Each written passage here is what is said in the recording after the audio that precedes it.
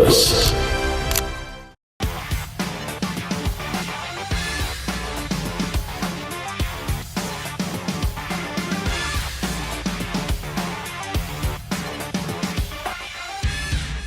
« 5 février 2005, 5 février 2025, ça fait exactement 20 ans que disparaissait l'ancien président Feu Gnassingbé Eyadema, qui a dirigé le Togo pendant 38 ans et qui finalement a laissé le Togo à son fils Faure Eyadema, qui est là depuis 2005 jusqu'à nos jours. Alors à cet effet, un colloque s'est ouvert à Lomé le 3 février dernier pour retracer un peu l'héritage du feu président Gnassingbé Eyadema, qui est considéré comme le père de la nation togolaise. Une expression justement qui suscite l'indignation des uns, l'approbation des autres, et tout de suite sur la toile, les polémiques se sont enchaînées. Il y en a qui pensent que c'est Sylvanus Olympio, l'homme de la situation en termes de père de la nation. D'autres pensent qu'il y a des moments, Gnassingbé ne peut en aucun cas être le père de la nation togolaise. Et quant à nous ici, au plateau, nous nous ferons le plaisir de décrypter cette polémique, histoire de voir est-ce que ça valait le coup.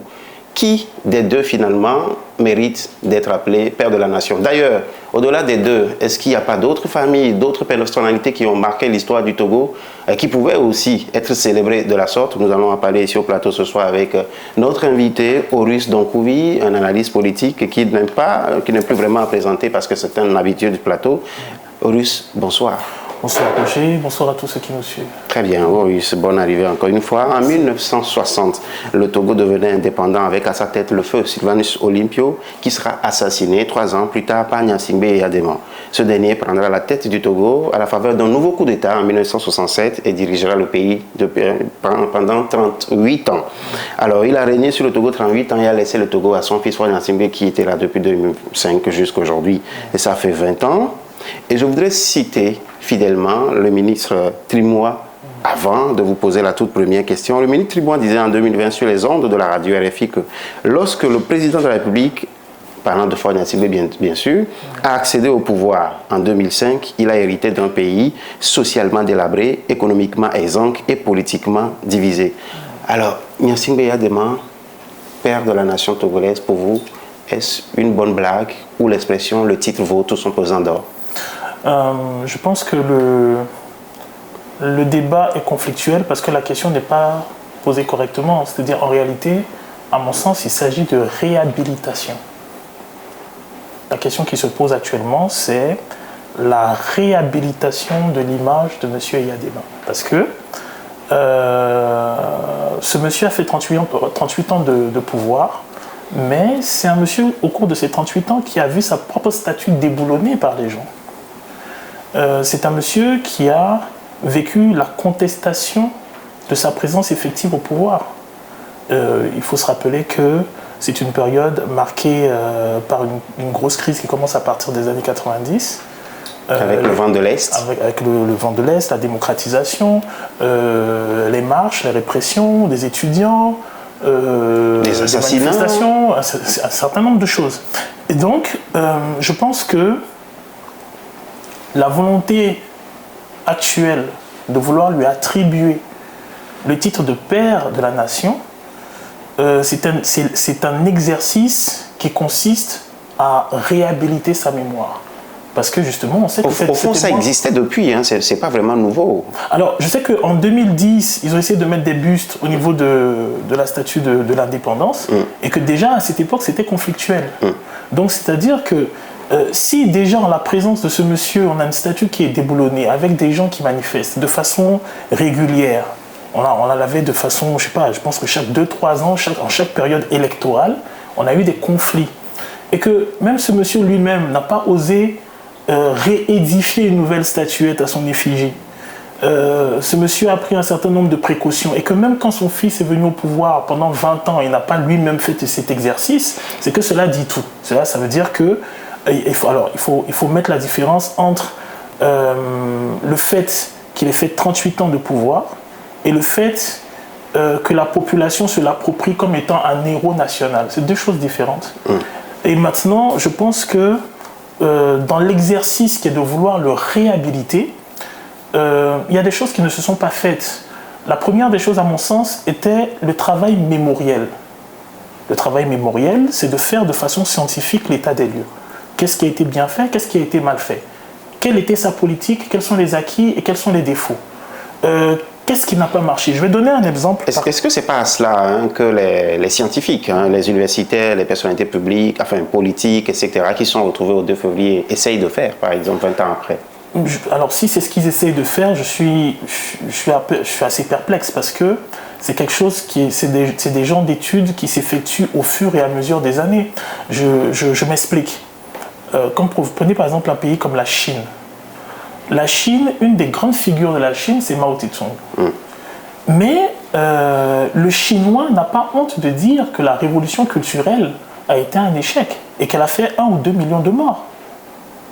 C'est-à-dire, on reconnaît ce qui n'a pas marché. Donc, on reconnaît ce qui n'a pas marché de façon... Et on capitalise sur ce qui a marché. On capitalise sur ce qui a marché et on n'a pas peur de dire que ce qui a marché, on va peut-être le réformer. Ce qui n'a pas marché, on va le reconnaître, on va s'excuser, on va passer à autre chose. Je rappelle que lorsque vous prenez par exemple la France, vous avez par exemple la personnalité de M. de Gaulle. M. de Gaulle, il est chassé par un mouvement populaire en mai 68. Et pourtant, c'est un héros. C'est un héros. Et pourtant, chaque politique français qui vienne, qu'il soit de droite ou de gauche, ne remet pas en cause l'image. Mais ça, c'est parce qu'il y a eu un travail mémoriel. Et après ce travail mémoriel, il y a eu la gestion de l'héritage. Et cette gestion de l'héritage-là, quand il est soumis au peuple, le peuple lui maintenant fait l'exercice d'adopter ou non le travail de mémoire et l'héritage qui s'ensuit. Ça veut dire que quoi? Ça veut dire que dans le cas de M. Eyadema, il y a un travail mémoriel, scientifique à faire pour faire l'état des lieux. Qu'est-ce qui s'est passé? On ne parle pas de « non, il a été l'homme de paix pour le Niger ». Non, on parle de au Togo, qu'est-ce qui s'est passé dans les faits? On a parlé au niveau du colloque, on le présentait, en tout cas, on le présente comme celui qui a assuré quand même une stabilité politique au Togo. Non, mais le problème n'est pas... Alors, je répète, si les personnes se reconnaissent dans ce que vous avez fait, les gens ne contestent pas le fait qu'on puisse vous attribuer le titre de père de la nation ou de héros national.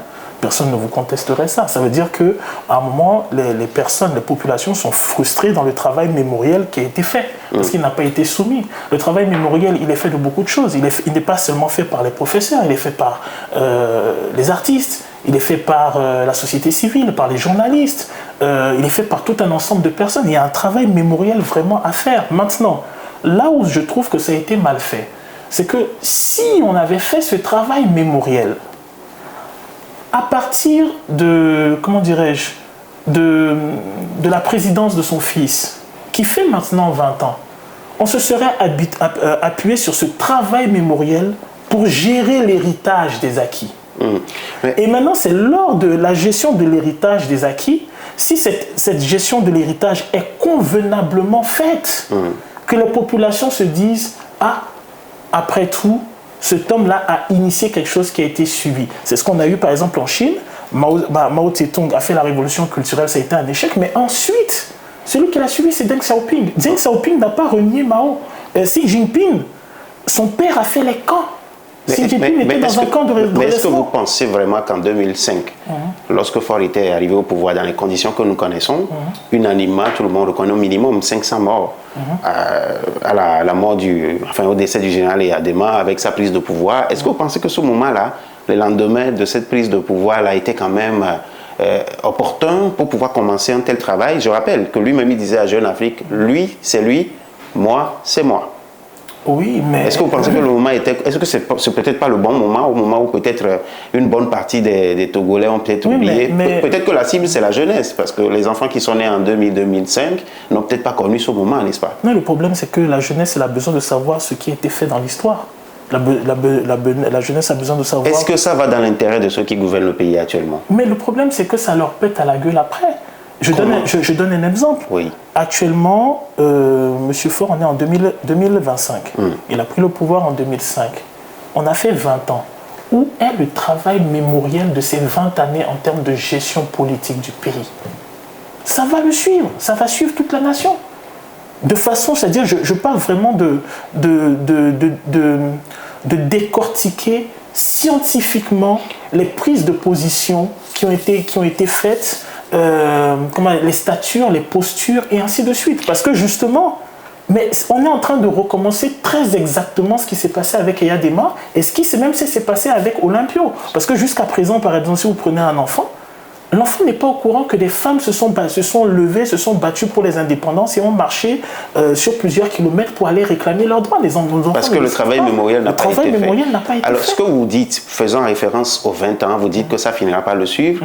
Je ne sais pas si vous avez lu le dernier communiqué du Front Touche pas ma Constitution, dont Nathaniel Olympio est le porte-parole. Lui, il pense que les 20 ans de commémoration, c'est plutôt 20 ans de célébration du pouvoir de Faure Gnassingbé et qu'il se cacherait derrière ça pour pouvoir fêter ses propres 20 ans au pouvoir. Est-ce que vous pensez que s'il voulait fêter ses 20 ans au pouvoir, le contexte ne s'y prête pas, que ça froisserait peut-être les uns les autres parce que le bilan n'est pas réluisant selon vous? Au regard de ce que vous dites? Non, moi je pense vraiment qu'il y a une envie de réhabiliter la personne de M. Eyadema. Okay.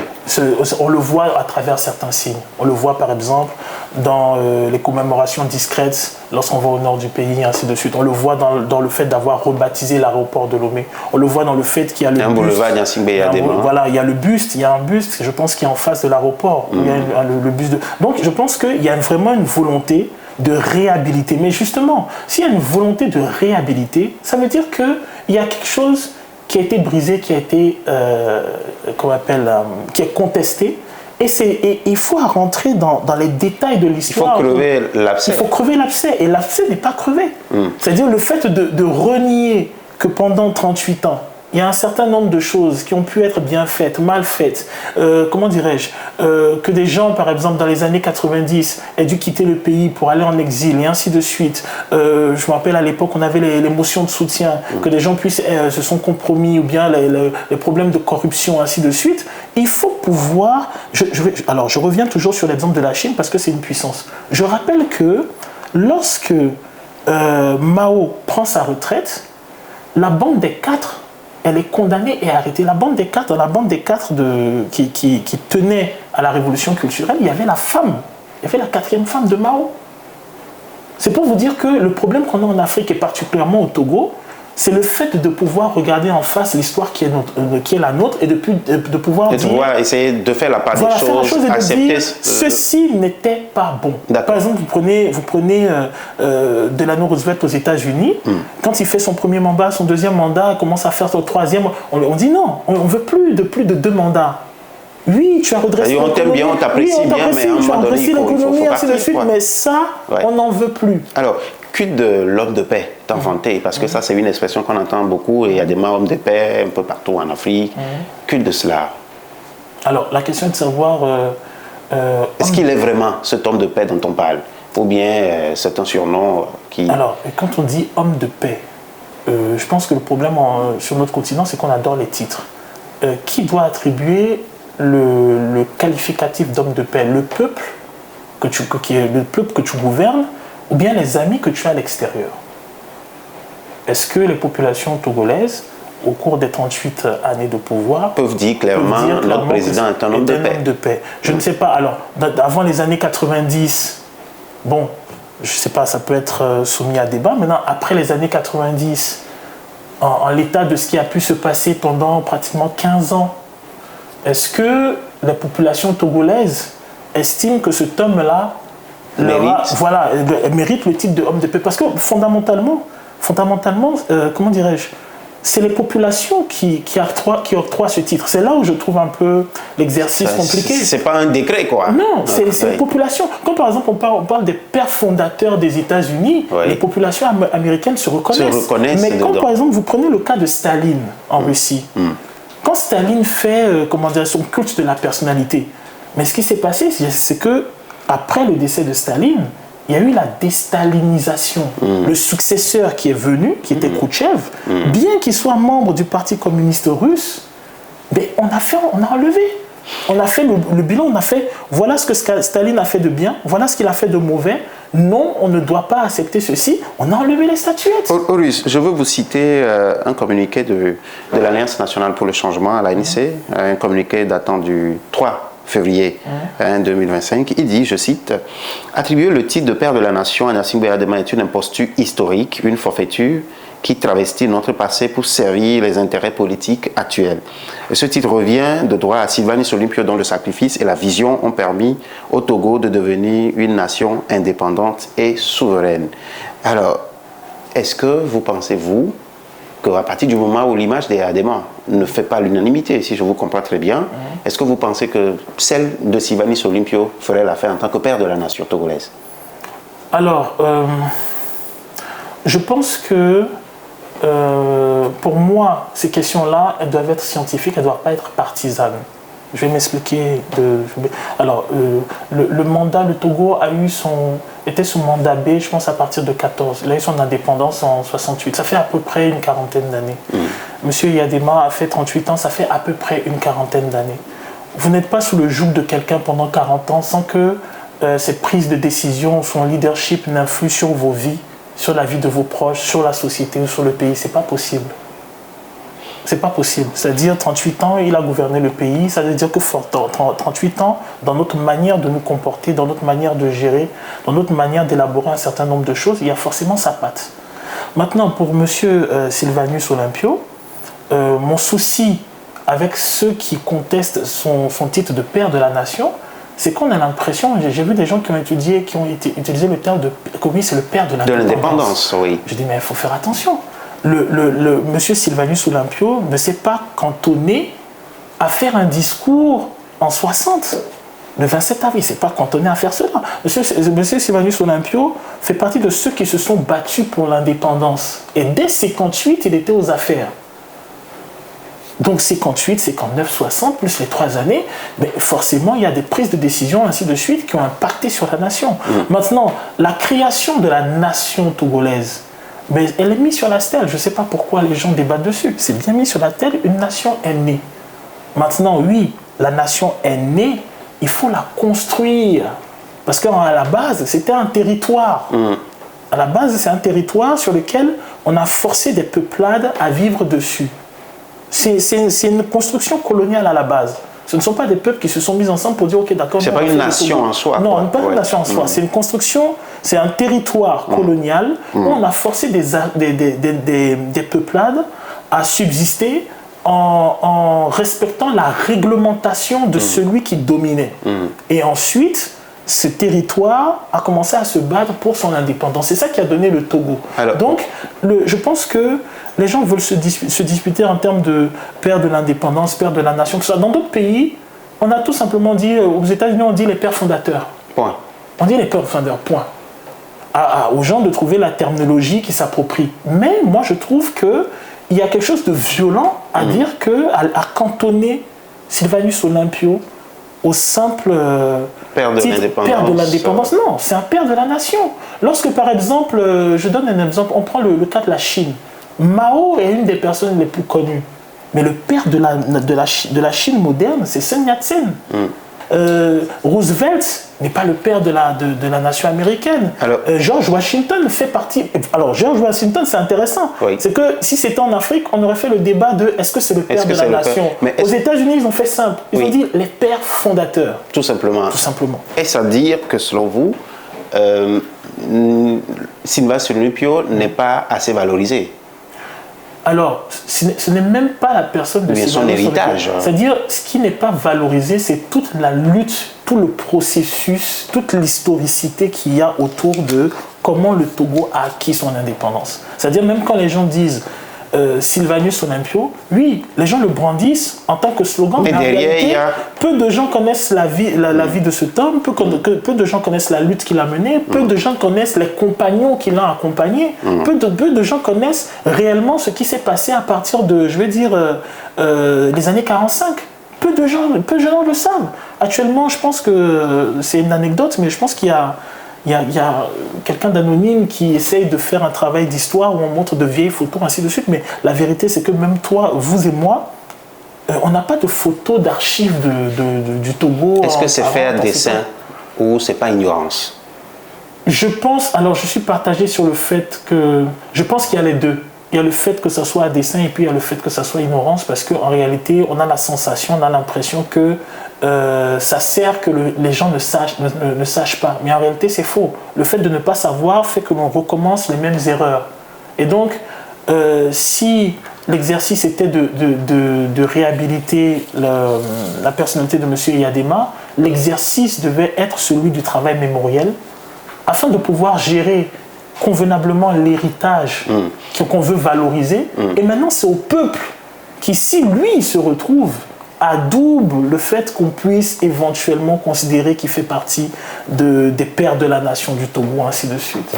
Mais alors, à part ces deux familles-là, Eyadema, Gnassingbé d'un côté et puis Olympio, vous parlez de travail mémoriel. C'est vrai que ce n'est pas encore fait, mais vous connaissez aussi l'histoire. Est-ce que vous pensez, ça c'est personnel à vous, qu'il y a peut-être d'autres noms, d'autres grands noms de l'histoire du Togo qu'on devrait ériger en père au pluriel de la nation? Je pense que il y a beaucoup de noms, de noms de familles qui reviennent.